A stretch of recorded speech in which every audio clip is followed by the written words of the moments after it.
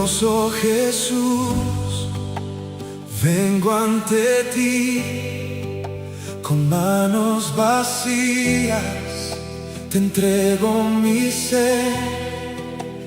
No hay nada en mí que pueda ofrecer, solo un corazón que quiere creer.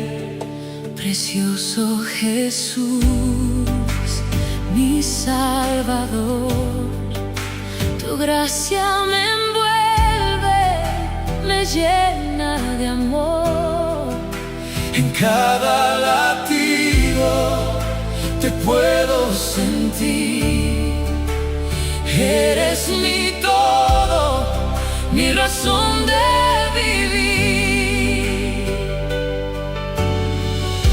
Y en tu presencia encuentro paz, tu amor me sostiene, no me dejarás.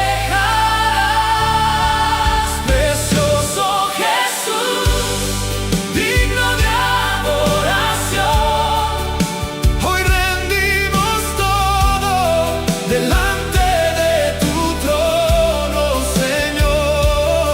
Precioso Jesús, Rey de mi corazón, recibe este canto como ofrenda de amor.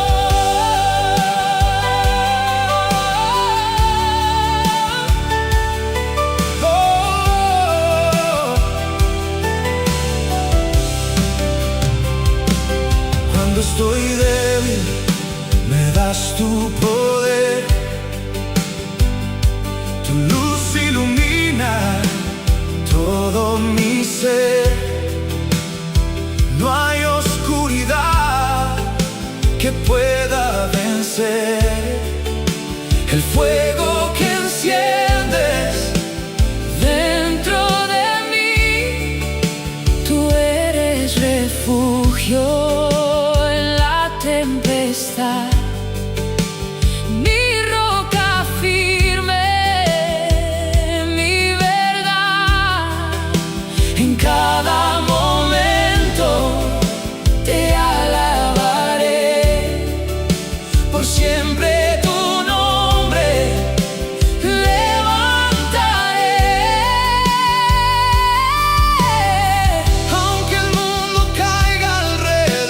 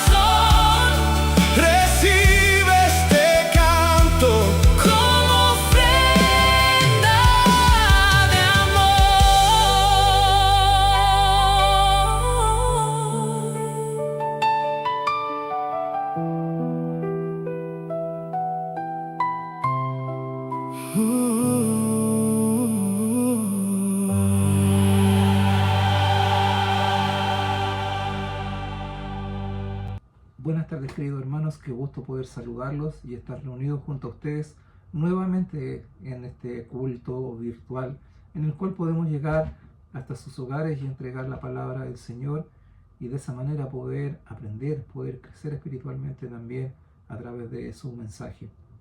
Para comenzar me gustaría que pudiéramos estar orando para entregar este momento en las manos del Señor. Lo invito a que oremos, hermanos. Amado Padre, agradezco la oportunidad que usted me da principalmente por estar acá, Señor, para entregar su mensaje, Señor, entregar su palabra. Le pido, Padre amado, en el nombre de Jesús, que sea usted tomando el control de este momento en que nos reuniremos con nuestros hermanos para entregar este mensaje, Señor.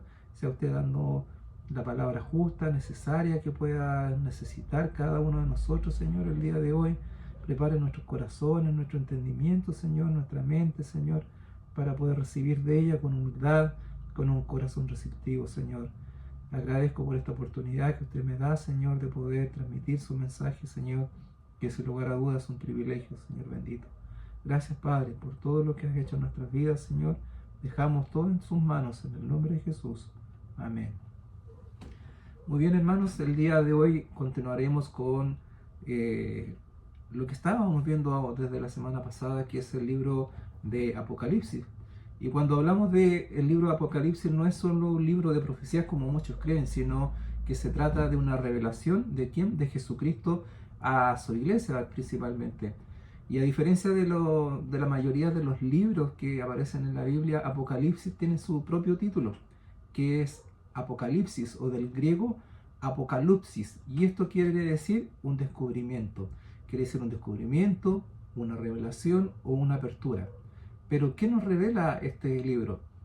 Este libro nos revela o descubre quién es Jesucristo y lo presenta en gloria y majestad. Y también nos muestra verdades acerca de él y por supuesto de su victoria final. Revela a Jesús, ¿de qué manera? Lo revela a sí mismo como triunfante, dice la palabra, como el Todopoderoso, como el Alfa y el Omega, como el principio y el fin. Además también hace otra mención a otros títulos que también se le entregan a Jesucristo, como es el león de la tribu de Judá, el heredero del trono de David, como el Cordero de Dios también, como la palabra de Dios, el Rey de Reyes y Señor de Señores. Todos estos títulos y estas presentaciones de Jesús los veremos en el libro de Apocalipsis. Y tenemos que también saber que este libro fue revelado, fue una revelación, y le fue comunicada ¿a quién? Al apóstol Juan. Esto fue escrito en la última década del primer siglo, del 94 al 96 después del Cristo, cerca del fin del reinado de Dominiciano en el 81-96 después de Cristo. De esta manera Juan lo escribe, ya como un hombre de avanzada edad, en exilio. Él estaba en exilio en la pequeña isla estéril de Pasmo. Esta isla estaba localizada en el mar Egeo, al suroeste de Éfeso. En general, el contexto general de la iglesia acá nosotros los podemos ir encontrando de que ellas habían comenzado a sentir los efectos de la persecución. Ya estaban viviendo esta persecución y los efectos que trae consigo ella. Y Juan mismo era un ejemplo de esto, porque ya estaba y permanecía exiliado en esta isla. Y de esta manera es a esta iglesia que Apocalipsis proveyó un mensaje, y un mensaje en el cual se entrega, ¿qué cosa? Una declaración en cuanto a la condición de la iglesia. Posee también un veredicto de Jesús en cuanto a la condición de la iglesia. También un mandato de Jesús para su iglesia. Y por supuesto posee una exhortación general para todos los cristianos, tanto de ese tiempo como el de hoy en día nosotros. Contiene además, y esto también es importante, una promesa de recompensa, y por sobre todo también una recompensa y una esperanza. Y ante todo esto, lo que podamos estar viendo el día de hoy a través de la palabra del Señor, nosotros debemos reconocer que Dios está en control, y es un control soberano, donde todo el acontecimiento de la historia humana que nosotros hemos leído, hemos entendido y hemos vivido y que viviremos también, está a su control. Y aunque parece muchas veces que el mal está inundando el mundo con todo lo que estamos viendo el día de hoy, y que los hombres, por ejemplo, malvados, los impíos, aparentan ser poderosos, que tienen el control de todo, hay una verdad clara, hermanos, que su condenación definitiva es cierta. Cristo vendrá, y vendrá para juzgar en gloria y majestad, y también para gobernar. En el capítulo 2 que veremos hoy, vemos a Cristo hablando directamente a 4 iglesias reales, pero también presentando o representando condiciones espirituales que siguen vigentes hoy para nosotros también como cristianos. Cada mensaje, hermanos, tiene una frase clave. El que tiene oído, oiga lo que el Espíritu dice a las iglesias. Y esto significa que no es solo información, es un llamado personal para cada uno de nosotros. Es por eso que comenzaremos a ver la primera de estas iglesias, que es la iglesia de Éfeso. Y esto lo podemos ver en Apocalipsis 2, desde el versículo 1 al versículo 7. La primera iglesia mencionada acá es la iglesia de Éfeso, donde había un gobernante perverso que exigía adoración. En una onza, esto lo hacía todo en una onza rodeada de símbolos de la religión civil que imperaba en el momento. Augusto había permitido la construcción de 2 templos en su honor, y Dominiciano, por otro lado, también había nombrado a la villa guardiana, que es lo que realizaba el culto imperial. Sin embargo, el culto al emperador no era el único elemento destacado del paganismo en esta zona, sino que también esta ciudad era conocida por otras causas también, por ejemplo, su adoración a Artemisa, y por la práctica de magia también. Por ello, también no era de extrañar y nos llamaba la atención la presencia también de falsos maestros. Pero pese a todo esto, la iglesia de Éfeso, hermanos, contaba con ciertas características que son mencionadas en este pasaje. Vamos a leer algunos versículos. Apocalipsis 2, versículos del 1 al 7. Dice: escribe al ángel de la iglesia de Éfeso, el que tiene las 7 estrellas en su diestra, el que anda en medio de los 7 candeleros de oro, dice esto: yo conozco tus obras y tu arduo trabajo y paciencia, y que no puedes soportar a los malos, y has probado a los que dicen ser apóstoles y no lo son, y lo has hallado mentirosos, y has sufrido, y has tenido paciencia, y has trabajado arduamente por amor de mi nombre, y no has desmayado. Pero tengo contra ti que has dejado tu primer amor. Recuerda, por tanto, de dónde has caído, y arrepiéntete, y haz las primeras obras, pues si no, vendré pronto a ti, y quitaré tu candelero de su lugar, si no te hubieses arrepentido. Pero tienes esto, que aborreces las obras de los nicolitas, las cuales yo también aborrezco. El que tiene oído, oiga lo que el Espíritu dice a las iglesias. Al que venciere, le daré a comer del árbol de la vida, el cual está en medio del paraíso de Dios.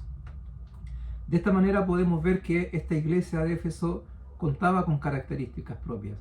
Era una iglesia trabajadora, doctrinalmente correcta, y además era perseverante. Sin embargo, yo conozco tus obras y tu arduo trabajo y paciencia, dice Jesús. De esta manera Jesús mira a su iglesia y sabe lo que está sucediendo, ya que no existen los misterios para Él. Todo está al control y Él sabe todo lo que sucede. Y esto nos tiene que llamar poderosamente la atención, hermanos, ya que puede haber pecado o corrupción escondido en una congregación a los ojos de todos. Sin embargo, para Jesús no hay nada oculto. Nosotros no podemos estar viendo o sabiendo lo que hay en cada uno de nuestros hermanos, pero para Dios sí puede haber ese conocimiento, porque Él es soberano. Jesús sabe que la iglesia de Éfeso trabaja duro para el Señor. Dice que posee una paciencia piadosa, que en griego uponode, que es la palabra que lo asemeja, quiere decir una paciencia firme, y en ese sentido la iglesia demostraba ser una roca sólida. Además, los éfesos procuraban la doctrina pura que fue advertida por Pablo.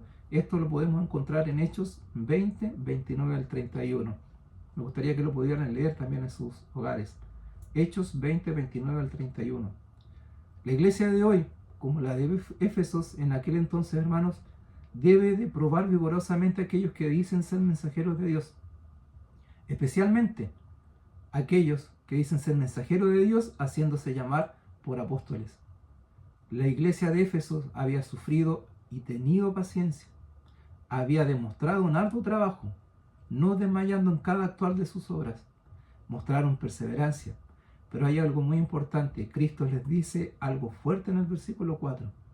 Pero tengo contra ti que has dejado tu primer amor. Y aquí se presenta el primer problema de este mensaje. No era la falta de actividad, era falta de amor genuino por Cristo. Y es importante recalcar que Jesús comienza con una palabra aleccionadora que dice pero, que significa a pesar de todo esto. Jesús tuvo en cuenta todo lo bueno que hacía la iglesia de los Efesios, hermanos. Pero pese a eso, Él tenía algo en contra de ellos. Ellos habían dejado, no perdido, habían dejado su primer amor. Y esto es súper importante recalcar, ya que ellos alguna vez tuvieron un amor que ya no tenían. La distinción entre dejar y perder es importante. ¿Por qué? Porque algo puede ser perdido por accidente, pero dejar es un acto deliberado de cada uno de nosotros, y que no sucede de un momento para otro, hermanos. Va mostrando señales. También, cuando perdemos algo no sabemos dónde buscarlo, pero cuando dejamos algo, hermanos, sabemos dónde buscarlo y dónde encontrarlo. Por ejemplo, algunos comentaristas bíblicos van más allá, incluso diciendo que esto refleja también en la falta de amor entre los creyentes que habían ahí. Entonces podemos decir que se puede servir sin amar. Sí.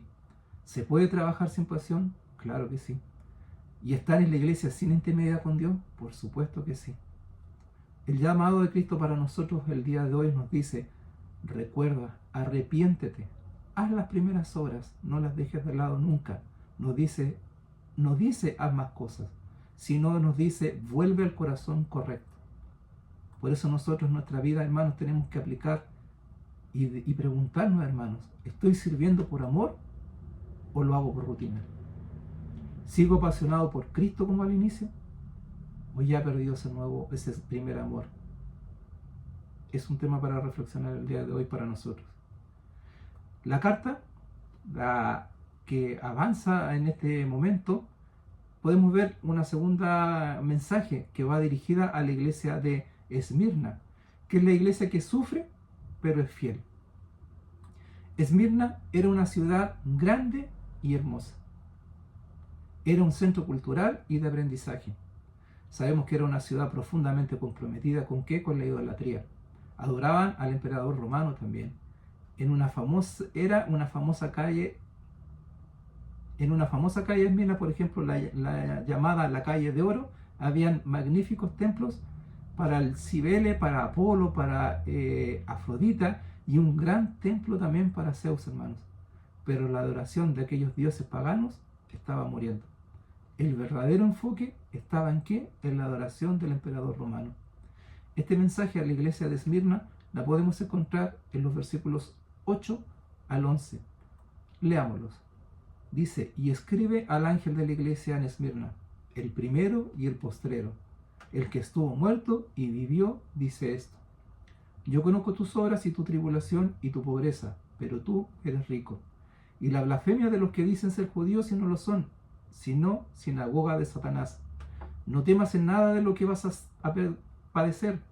He aquí, el diablo echará a algunos de vosotros en la cárcel para que seáis probados, y tendréis tribulación por 10 días. Sé fiel hasta la muerte, y yo te daré la corona de vida. El que tiene oído, oiga lo que el Espíritu dice a las iglesias. El que venciere, no sufrirá daño de la segunda muerte. Acá vemos cómo Jesús, hermanos, se describe a sí mismo a la iglesia como el primero y el postrero, el que estuvo muerto y vivió. ¿Y por qué Jesús eligió este título? Lo eligió para hablar de su carácter eterno, hermanos. Que son títulos que le pertenecen solo a Él, son exclusivos de Él. Además, con esto Jesús les recuerda a los cristianos en Esmirna y a nosotros también que ellos servían al Señor resucitado, victorioso, aquel que venció la muerte, aquel que no pudo ser detenido por la muerte y por lo cual tampoco puede ser detenido su pueblo también, hermanos. Jesús conoce la obra de la iglesia de Esmirna y en toda también su iglesia. Sabe no solo de sus obras, sino que también de sus tribulaciones. Dato, hermanos, el nombre de Esmirna viene de la palabra mirra, el cual es un perfume de olor dulce utilizado para embalsamar a los muertos. Entonces, por este mensaje, ¿qué podemos desprender, hermanos? Que la iglesia poseía las siguientes características. Dice que era pobre materialmente. Y de acuerdo con la historia, lo que podemos leer, Esmirna era una ciudad próspera, pero los cristianos allí eran pobres. ¿Y por qué? Porque eran pobres debido a que eran asaltados y también muchos eran despedidos de sus trabajos a causa de la persecución que sufrían por el Evangelio. Pero el mensaje dice, pero eres rico. Y podemos decir, ¿pero cómo? Acabamos de decir recién que eran pobres. Y claro, Jesús les dice, pero eres rico. Y claro está, hermanos, que cualquier circunstancia externa dice que el cristiano en Esmirna era pobre. Sin embargo, Jesús miró a través de las circunstancias para ver que ellos en verdad eran ricos. El contraste entre pobreza material y la riqueza espiritual de los cristianos nos recuerda que no hay nada inherente espiritual en cuanto a ser rico, hermanos, aunque también no hay nada inherente espiritualmente en ser pobre. Dice que también era una iglesia que era perseguida. El texto dice, el diablo echará a alguno de vosotros en la cárcel. Y aquí Jesús describe la naturaleza de la persecución que vendría en contra de los cristianos en Esmirna. Convertirse al cristianismo, hermanos, en cualquier lugar era convertirse en un forajido. En Esmirna, sobre todos los lugares, entrar en una iglesia cristiana era literalmente inmolarse. En Esmirna la iglesia era un lugar para héroes. Y ante esto Cristo les dice, a través de todo lo que han vivido, sé fiel hasta la muerte y yo te daré la corona de vida. Qué gran promesa, hermanos. Lo que Jesús le dice a esta iglesia es importante, pero lo que no le dice es aún más importante. Jesús no tiene ni una palabra de represión o corrección para los cristianos en Esmirna. Todo lo que Él tiene es la promesa de una corona y el ánimo a que sean fieles hasta la muerte. La enseñanza para nosotros el día de hoy, Dios no siempre quita el sufrimiento, hermanos, pero sí promete recompensa eterna. La fidelidad de Cristo, hermanos, puede costar, ¿qué cosa? Rechazo. La fidelidad a Cristo puede costar también muchas pruebas, que vivamos muchas pruebas y muchas veces dolor. Pero hay una promesa para usted y para mí. Dice, no sufrirán daño de la segunda muerte. Y todos sabemos el por qué. Porque nos espera una vida eterna al lado de nuestro Señor Jesucristo. La eternidad, hermanos, está segura para el que es fiel. Debemos aplicar todas estas verdades a nuestra vida y preguntarnos, ¿soy fiel a Dios incluso cuando esta cuesta? ¿Mi fe depende de la comodidad que tengo? ¿Se ve tocada mi fe cuando paso por momentos de dificultad? Son cosas que debemos analizar nosotros en nuestra vida. La tercera iglesia la podemos encontrar entre los versículos 12 al 17 y podemos ver a una iglesia comprometida con el mundo. En este caso vamos a ver a la iglesia de Pérgamo, hermanos. Pérgamo era la capital política de la provincia romana de Asia Menor. También era una ciudad que era extremadamente religiosa. Tenía templos para los dioses grecolatinos, como por ejemplo Dionisio, Atenea, Demeter y Zeus. También tenía 3 templos dedicados a la oración, también algo que se repite. ¿A quién? Al emperador romano. Los versículos 12 al 17 nos dicen, y escribe al ángel de la iglesia en Pérgamo, el que tiene la espada aguda de 2 filos, dice esto: yo conozco tus obras y dónde moras, dónde está el trono de Satanás, pero retienes mi nombre y no has negado mi fe, ni aun en los días en que Antipas, mi testigo fiel, fue muerto entre vosotros, donde mora Satanás. Pero tengo unas pocas cosas contra ti, le dice, que tienes ahí a los que retienen la doctrina de Balaam, en que enseñan a Balac a poner tropiezo ante los hijos de Israel, a comer de cosas sacrificadas a los ídolos y a cometer fornicación. Y también tienes a los que retienen la doctrina de los nicolaitas, la que yo aborrezco. Por tanto, arrepiéntete, pues si no, vendré a ti pronto y pelearé contra ti y contra ellos con la espada de mi boca. El que tiene oído, oiga lo que el Espíritu dice a las iglesias. Al que venciere, daré a comer del maná escondido, y le daré una piedra blanca, y en la piedrecita escrito un nombre nuevo, el cual ninguno conoce sino aquel que lo recibe. Jesús acá se describe a sí mismo, hermanos, como el que tiene la espada, dice, aguda de dos filos. Y esto nos demuestra cómo Jesús confronta a la iglesia, a esta iglesia, con su espada. Y ellos sentirán, dice, el filo agudo. Para graficar esto es necesario recordar a Hebreos 4:2, hermanos, cuando dice, porque la palabra de Dios es viva y eficaz y más cortante que toda espada de dos filos, y penetra hasta partir el alma y el espíritu, las coyunturas y los tuétanos, y discierne los pensamientos y las intenciones del corazón. Esta iglesia, hermanos, vivía en un lugar difícil. Dice, ¿dónde está el trono de Satanás? ¿Qué es lo que significa que ellos mueren donde está el trono de Satanás? Y en muchas maneras Pérgamo, hermanos, era un fuerte del poder satánico. ¿Qué es lo que hacía una fortaleza o esta fortaleza? Hay muchas opiniones diferentes, la verdad. Algunos creen que es porque Pérgamo era el centro de la religión pagana, especialmente de Esculapio Sóter o Esculapio Salvador. Otros creen que es porque Pérgamo tenía un gran altar en forma de trono dedicado al dios romano Zeus. Otros que es porque Pérgamo era el centro del antiguo sacerdocio de Babilonia. Pero esto es difícil de probar concluyentemente. Otros piensan que es porque Pérgamo era el centro político de adoración demandada por el gobierno romano. Sin embargo, a todo esto, dice el mensaje, no negaron la fe. A pesar del hecho de que ellos vivían en una sociedad que era difícil, era hostil, los cristianos de Pérgamo retenían su fe en Jesús. Dice, retienes mi nombre, no has negado mi fe. Y Jesús alababa a los cristianos de Pérgamo porque no negaron la fe. Él siempre es importante, siempre es importante asegurarnos de que la fe que retenemos es la fe que pertenece a Jesús. Pero aquí aparece algo, dice que hay un problema, pero dice, toleraban falsas enseñanzas. Aparece mencionada la doctrina de Balaam, pero ¿qué es la doctrina de Balaam? Balaam, recordemos que fue un prototipo de todos los maestros corruptos, según Números 22, 24 y Números 31. Balaam combinó los pecados de la inmoralidad y de la idolatría para agradar a Balac, el rey de Moab, ya que no podían maldecir directamente a Israel, lo sabemos. Cuando Balaam aconsejó a Balac, ¿qué es lo que hace? Le enseñaba a él a poner tropiezo ante los hijos de Israel. El tropiezo estaba conectado con la idolatría, por ejemplo, comer de cosas sacrificadas a los ídolos, y la fornicación también. Si la iglesia en Pérgamo tiene a aquellos que retienen la doctrina de Balaam, esto muestra que tienen tendencia a la idolatría y también a la inmoralidad. Aparece también mencionada los nicolitas, ¿cierto? Entonces ellos, ¿qué es lo que estaban haciendo? Estaban practicando o tenían una tendencia a practicar lo que era una mezcla de fe con el pecado. Los cristianos de Pérgamo eran como los cristianos de Corinto, a los cuales Pablo le escribió en 1 Corintios 5:1-9. Ellos eran muy tolerantes y aceptaban falsas doctrinas y una manera de vida inmoral, y Jesús, ¿qué hizo? Tuvo que reprenderlos. Entonces dice, Satanás intentó cumplir sus metas utilizando ¿qué? La decepción.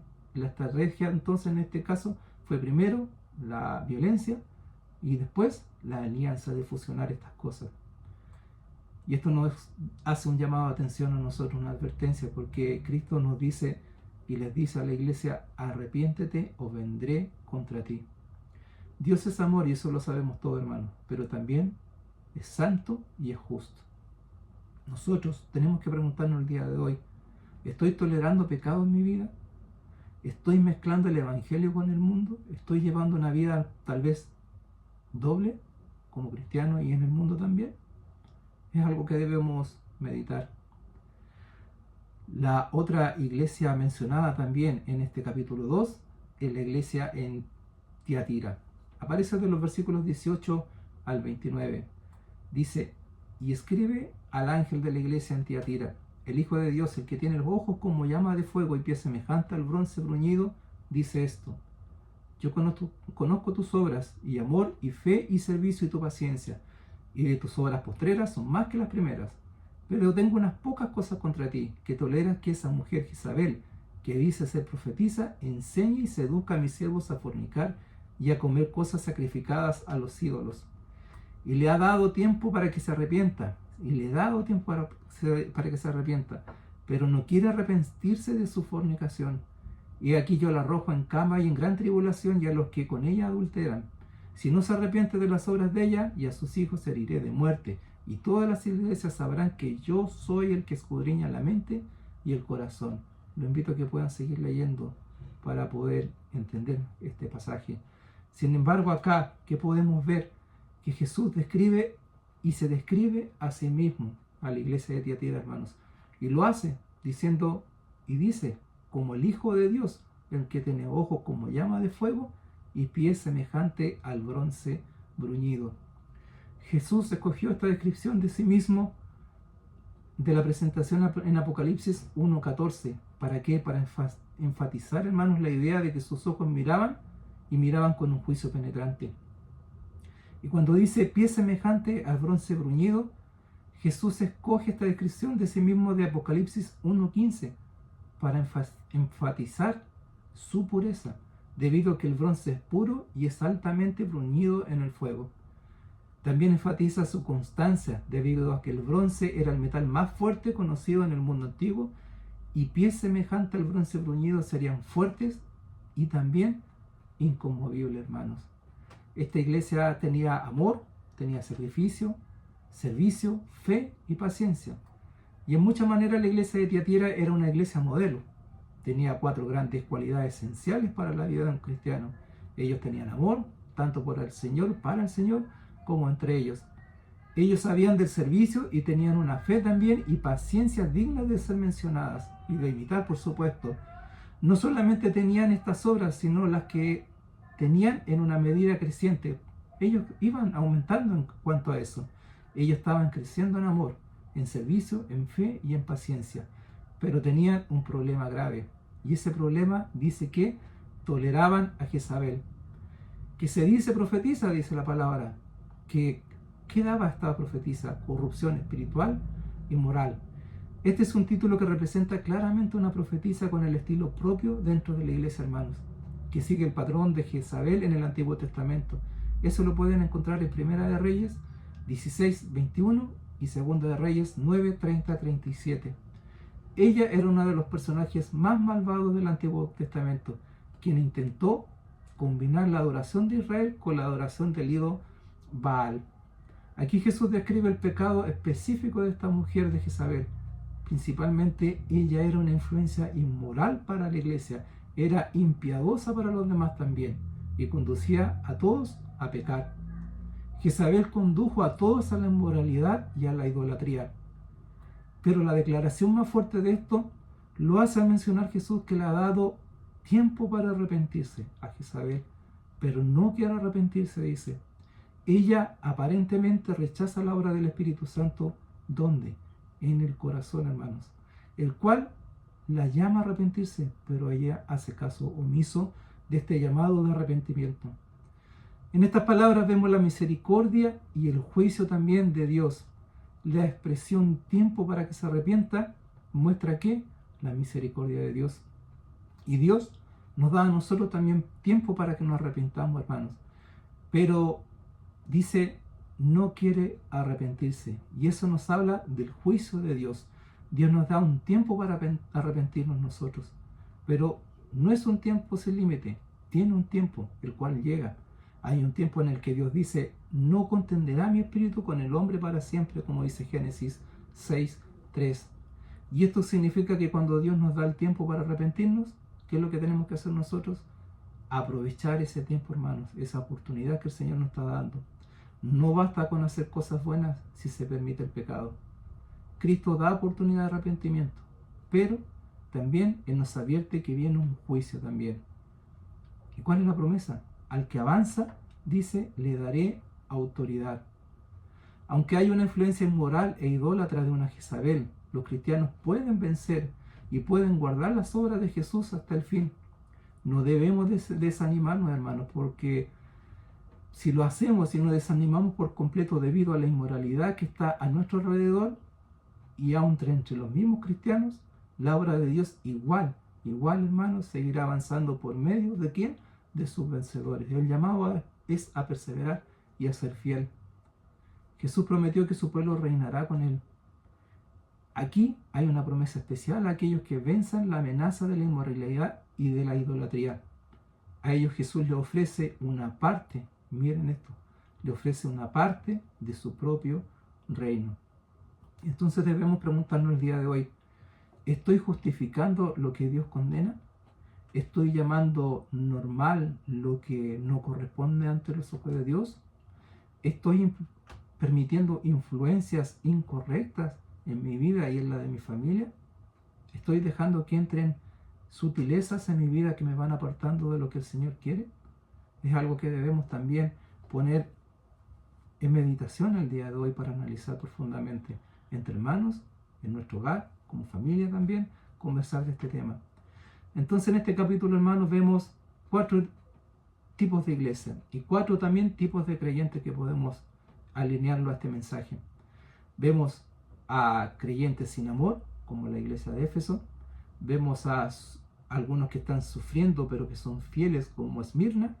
Vemos a aquellos que también están comprometidos con el mundo, como es la iglesia de Pérgamo. Y vemos a otros que son tolerantes y dejan entrar el pecado, como Tiatira. La pregunta no es, hermano, ¿cómo eran esas iglesias? La pregunta de esto, de todo este mensaje, ¿cuál de esas soy yo? ¿Qué iglesia soy yo con lo que estoy viviendo? ¿Cómo estoy llevando mi vida como cristianos? El llamado final, hermanos, para nosotros. Cristo hoy nos sigue hablando. Al que perdió el amor, vuelva. Al que sufre, permanezca fiel, a pesar del dolor. Al que se comprometió y se arrepintió, al que se comprometió de seguir esto, debe arrepentirse. Si está pecando, arrepiéntase. Y al que tolera el pecado, limpie su vida. ¿Y de qué manera? Acercándose a Cristo. ¿Por qué? Porque cada mensaje que acabamos de leer termina con una promesa y nos llama a qué. Dice, al que venciere, al que venciere. Y podemos hacerlo, su pueblo puede hacerlo, tomado a la mano de Cristo, hermanos. Los invito a que oremos para entregar el mensaje del día de hoy, que espero sea de bendición para cada uno de nosotros. Amantísimo Padre Celestial, queremos agradecer por este mensaje, Señor, por su amor, por guiarnos, Señor, por tocar nuestros corazones, Señor. Y le pedimos, Señor, fuerza, Señor, le pedimos dirección para nuestra vida, Señor, fortaleza, Señor. Abra nuestro corazón, nuestro entendimiento, Señor. Guíenos en este caminar, Señor, a hacer esa iglesia que usted quiere, Señor, a alejar el pecado, a esos falsos maestros, Señor, a saber distinguir, Señor, esas pequeñas sutilezas que de a poco van entrando y contaminando nuestras vidas, Señor. Ayúdanos a ser más dignos de usted cada día, Señor. Que este mensaje pueda llegar a cada uno de nuestros hermanos, Señor, tocando sus corazones, Señor, haciendo un análisis de lo que necesita cambiar, de lo que necesita de usted, Señor. Y por sobre todas las cosas, aferrarse más fuerte a su presencia, Señor. Gracias les doy por todo, bendito Señor, en el nombre de Jesús. Amén. Que el Señor les bendiga, hermanos. Un gusto haber estado con ustedes.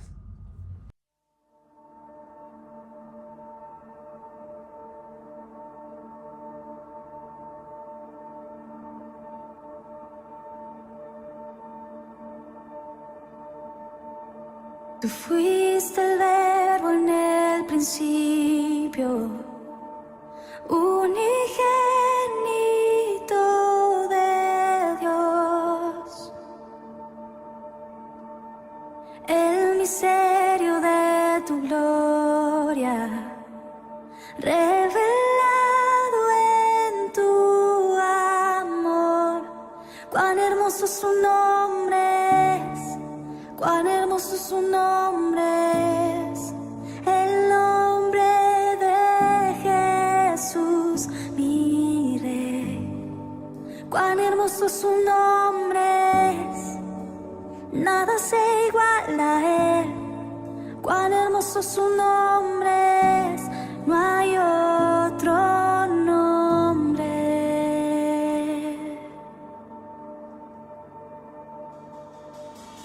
Dejaste el cielo por salvarme, me viniste a rescatar. Mi transgresión tú perdonaste,